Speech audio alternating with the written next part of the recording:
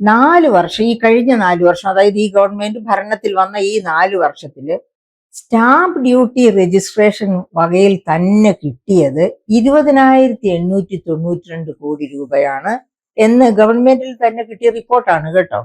അതായത് 20,892 കോടി രൂപ സ്റ്റാമ്പ് ഡ്യൂട്ടിയിൽ നിന്ന് തന്നെ ഈ ഗവൺമെന്റിന് കിട്ടിയിട്ടുണ്ട്.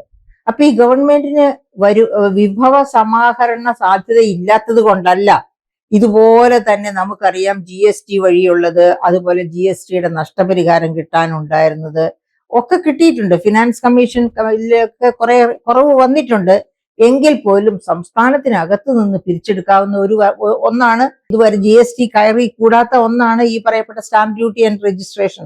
അതിന് തന്നെ 20,892 കോടി 4 വർഷം കൊണ്ട് കിട്ടി എന്ന് പറയുമ്പോൾ വിഭവ സമാഹരണം നന്നായി നടക്കുന്നുണ്ട്.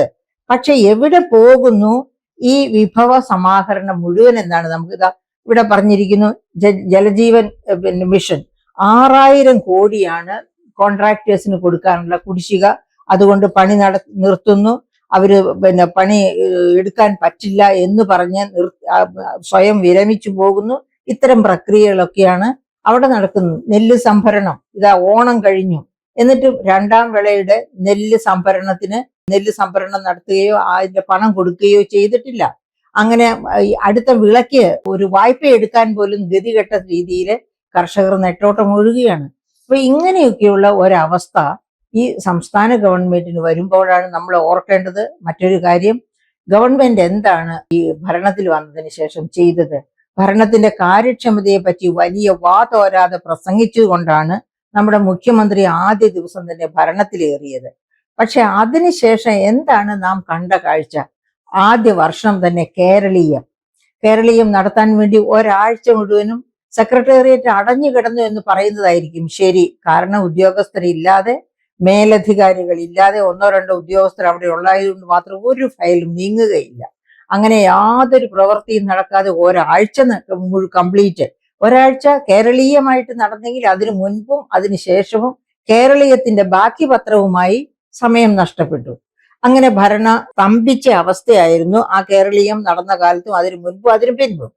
ഇനി അത് കഴിഞ്ഞാലോ നവകേരള സദസ്സ് എന്ന് പറഞ്ഞ് ഈ 14 ജില്ലകളിലും അവര് പുതിയ, ഓർമ്മയുണ്ടല്ലോ, 1,05,00,000 രൂപ വിലയുള്ള വണ്ടിയും വാങ്ങിച്ച്, ബസ്സും വാങ്ങിച്ച്, ഈ ബസ്സില് കേരളം മുഴുവനും ചുറ്റിക്കറങ്ങി നടന്നപ്പോൾ നമ്മൾ ആ പാവം ഉമ്മൻചാണ്ടിയെ ഒന്ന് ഓർത്തു നോക്കണം കേട്ടോ. ഈ ജില്ലകളിലെല്ലാം അദ്ദേഹം ഒരു വണ്ടി, അദ്ദേഹത്തിന്റെ ഒരു കാറില്, അദ്ദേഹത്തിന് കാര്യമായിട്ട് അകമ്പടികൾ ഒന്നുമില്ലാതെ ഒരു കാറിൽ യാത്ര ചെയ്ത് സംസ്ഥാനം മുഴുവനും നടന്നതും എനിക്ക് ഓർമ്മയുണ്ട്. വയനാട് ജില്ലയില് ആന എപ്പോഴും എത്തുന്ന ഒരു പ്ലേ ഗ്രൗണ്ടില് അദ്ദേഹം രാത്രി മുഴുവനും തന്നെ ആൾക്കാരെ കണ്ട്, അത് കഴിഞ്ഞേ ഇവിടുന്ന് പോകുന്നുള്ളൂ, ലാസ്റ്റ് ആളെ പോലും കണ്ടിട്ടേ ഞാൻ പോകുന്നുള്ളൂ എന്ന് പറഞ്ഞ് കണ്ട ഉമ്മൻചാണ്ടി അദ്ദേഹം മുഖ്യമന്ത്രിയായിരുന്ന നാട്ടിലാണ് ഈ പറയപ്പെട്ട 1,05,00,000 രൂപ കൊടുത്ത് ബസ് വാങ്ങി, വീണ്ടും അതിനകത്ത് കുറെ കസർത്തുകൾ നടത്തി, അങ്ങനെ രാജകീയമായിട്ട് ആ ബസ്സിൽ യാത്ര ചെയ്യുന്നു. അപ്പൊ നമ്മൾ വിചാരിച്ച അകമ്പടി കാറുകൾ, മുഖ്യമന്ത്രിക്ക് തന്നെ 27 മറ്റോ ഉണ്ട്, 37 മറ്റോ ഉണ്ട് അകമ്പടി കാറുകൾ. ഈ അകമ്പടി കാറുകളൊക്കെ എന്താണ് സെക്രട്ടേറിയറ്റിന്റെ മുറ്റത്ത് കാണുമെന്ന് വിചാരിച്ചു. പക്ഷേ അകമ്പടി കാറുകൾ അപ്പോഴും ഈ ബസിന്റെ പുറകെ ഉണ്ടായിരുന്നു. രാജകീയമായ രീതിയിൽ തന്നെയാണ് മുഖ്യമന്ത്രിയും മറ്റു പരിവാരങ്ങളും പോയത്. അപ്പൊ ഇങ്ങനെ ദൂർത്തടിക്കാൻ ഒരു മടിയുമില്ല. ഇതൊക്കെ ജനങ്ങളുടെ നികുതി പണമാണ്. ഈ ജനങ്ങൾ ഞങ്ങളെ ഭരണത്തിലേറ്റി വിട്ടിരിക്കുന്നത് ഇവരുടെ ക്ഷേമ പ്രവർത്തനങ്ങളിൽ ഊന്നാനാണ്. അതിനുവേണ്ടി പണം കണ്ടെത്താനും അത് പ്രോപ്പറായിട്ട് ചെലവഴിച്ച് അവരുടെ ക്ഷേമം ഉറപ്പുവരുത്താനുമാണ്. നമുക്കറിയാം, നമ്മുടെ ബ്രെയിൻ ഡ്രെയിൻ, നമ്മൾ ഇരുന്ന് കരയുക എപ്പോഴും, നമ്മുടെ കുട്ടികളെല്ലാം പ്രീ ഡിഗ്രി കഴിയുമ്പോഴേ കേരളം വിട്ടു പോകുന്നു എന്ന്. ഇവിടുത്തെ വിദ്യാഭ്യാസ സ്ഥാപനങ്ങൾ ഇപ്പൊ തന്നെ കേൾക്കണം, എത്രയായിരം സീറ്റുകളാണ് പ്രീ ഡിഗ്രി കഴിഞ്ഞ് ഡിഗ്രിക്കും എഞ്ചിനീയറിങ്ങിനും ഒക്കെ ഉള്ള സീറ്റുകൾ ഒഴിവായി കിടക്കുന്നത്. അവിടെയൊക്കെ അധ്യാപകരുണ്ട് കേട്ടോ. ആ അധ്യാപകരുടെ ഒന്നും ശമ്പളം കൊടുക്കാതിരിക്കാൻ ഒക്കില്ല, കോടതി പോലും സമ്മതിക്കത്തില്ല. കാരണം അവരൊക്കെ കൃത്യമായി നിയമങ്ങളൊക്കെ പാലിച്ച് അധ്യാപകരായി ഇരിക്കുന്നവരാണ്. അപ്പൊ ഒരു കുട്ടിയെ പഠിപ്പിച്ചാലും ഇനി ഒരു കുട്ടിയെ പഠിപ്പിക്കാനില്ലെങ്കിലും അവരുടെ ശമ്പളം എല്ലാം കൃത്യമായിട്ട് കൊടുക്കണം.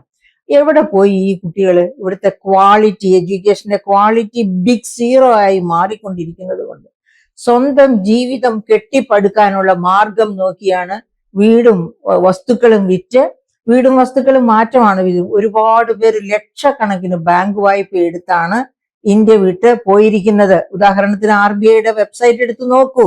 90,000 കോടി രൂപയാണ് വിദ്യാർത്ഥികൾ തന്നെ, അത് കേരളത്തിൽ നിന്ന് മാത്രമല്ല ഇന്ത്യയിൽ നിന്ന് മൊത്തം കുട്ടികൾ വിദ്യാഭ്യാസത്തിനെടുത്ത വായ്പ കിട്ടാക്കടമായിരിക്കുന്നതാണ് 90,000 കോടി. അപ്പൊ എത്ര ലക്ഷം കോടി വായ്പ എടുത്തിരിക്കുന്നു എന്ന് ഓർക്കണം. അപ്പൊ ഇങ്ങനെ ലക്ഷക്കണക്കിന് പണം, അതായത് അത് നമ്മുടെ ദേശത്ത് വിദ്യാഭ്യാസത്തിന് വേണ്ടി ചെലവഴിക്കേണ്ട പണമാണ് വിവിധ രാജ്യങ്ങളിലേക്ക് ഒഴുകി പോകുന്നത്. അതൊക്കെ നാം കേരളീയർ അയ്യോ ഞങ്ങൾ വിദ്യാഭ്യാസത്തിന്റെ ആഗോള ഹബ്ബാകാൻ പോകുന്നു എന്നാണ് പ്രചരിപ്പിച്ചുകൊണ്ടിരിക്കുന്നത്. അത്രയ്ക്ക് ദുരന്തമാണ് വിദ്യാഭ്യാസ മേഖല എത്തിപ്പെട്ടിരിക്കുന്ന കാലഘട്ടം എന്നുള്ളതാണ് മനസ്സിലാക്കേണ്ടത്. അപ്പൊ ഇങ്ങനെ ഏത് മേഖല എടുത്താലും അവിടെ ഒന്നും ക്വാളിറ്റിയുടെ സ്പർശമില്ലാത്ത ഒരവസ്ഥ. അങ്ങനെ വന്നതുകൊണ്ടാണ് വിദ്യാർത്ഥികൾ കടന്നു പോകുന്നത്. ഇനി അപ്പൊ ഈ കേരളീയം കഴിഞ്ഞു, ആ കേരളീയത്തിന്റെ സമയത്തൊക്കെ കോളേജ് അധ്യാപകരും ആരും വർക്ക് ചെയ്തിട്ടില്ല. അതിനുള്ളൊരു സാഹചര്യം ഉണ്ട്. നവകേരള സദസ്സ് വന്നു, അത് എല്ലാ 14 ജില്ലകളിലും. അതിനൊക്കെ ഏറ്റവും പ്രധാനപ്പെട്ട ഇതിന്റെ ഒക്കെ പുറകില് സ്പോൺസർഷിപ്പ് വഴി പണം കളക്ട് ചെയ്യുക, അതായിരുന്നു ഗവൺമെന്റിന്റെ ഏറ്റവും വലിയ അജണ്ട.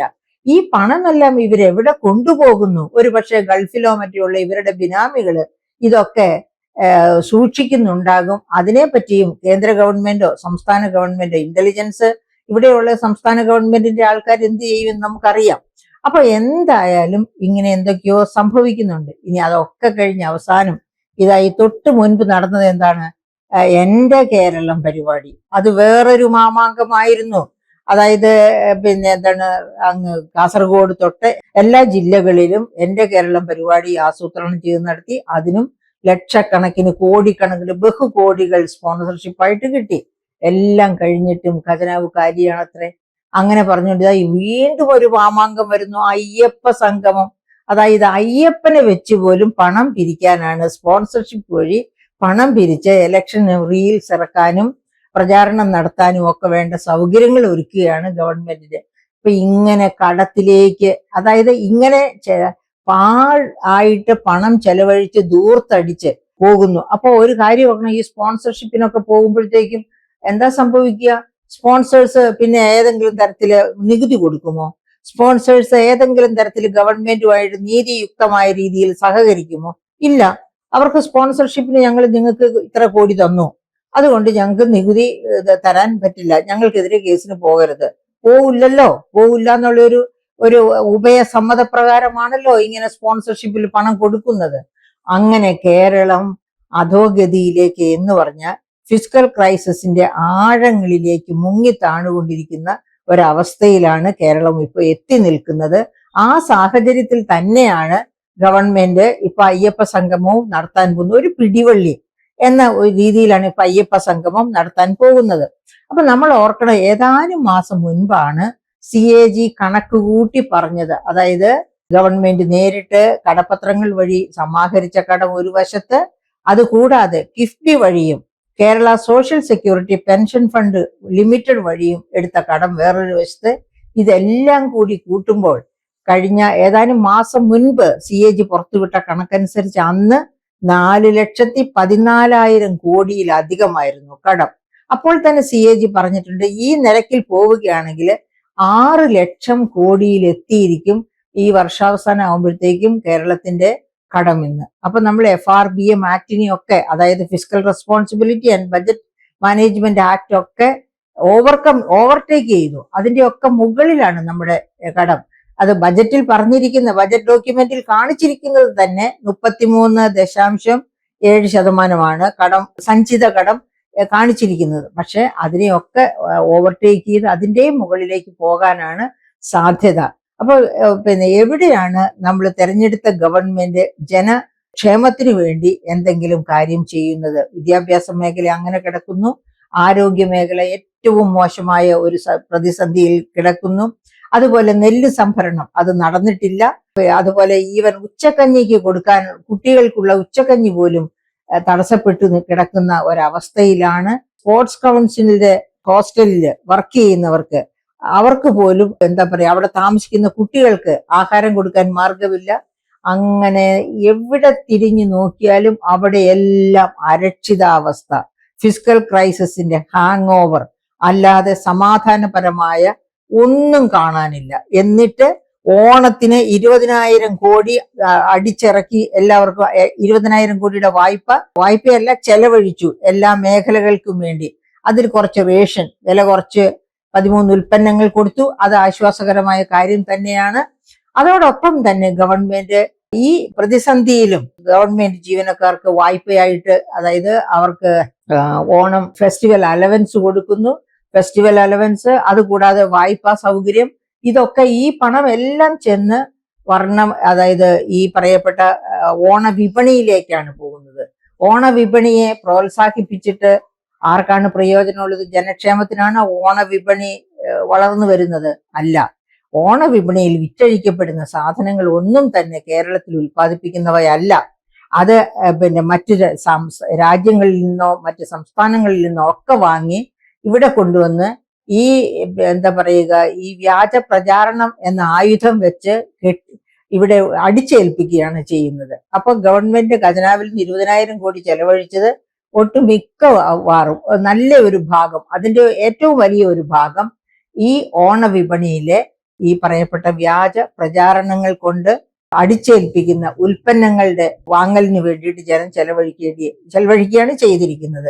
അപ്പൊ ഇവിടെ സർക്കാർ ശരിക്കും പറഞ്ഞാൽ ജനക്ഷേമകരമാണോ? ഈ ഓണത്തിന് വേണ്ടി ചെലവഴിച്ചതുപോലും ജനക്ഷേമത്തിനാണ് എന്ന് പറയാൻ പറ്റില്ല. അത് വ്യാപാരി വ്യവസായികളുമായിട്ട് കൈയിട്ടിട്ടുള്ള ഒരു കളി മാത്രം. അത് ഏത് തരം വ്യാപാരി വ്യവസായികളാ? നമ്മുടെ ഇവിടുത്തെ micro small and medium enterprises അല്ല അവിടെ വിൽപ്പന നടത്തിയത്. അതെല്ലാം മറ്റു സ്ഥലങ്ങളിൽ നിന്ന് കൊണ്ടുവന്ന വിൽപ്പന ചരക്കുകളാണ് ഇവിടെ വിൽപ്പന ചെയ്യപ്പെട്ടത്. അപ്പൊ ഇതൊന്നും കേരളത്തിന്റെ സമ്പദ്ഘടനയെ പുഷ്ടിപ്പെടുത്തുന്നതിനോ ഇവിടെ തൊഴിൽ സൃഷ്ടിക്കുന്നതിനോ ഒന്നും സഹായകമല്ല എന്ന് പ്രത്യേകം നമ്മൾ ഓർക്കേണ്ടിയിരിക്കുന്നു.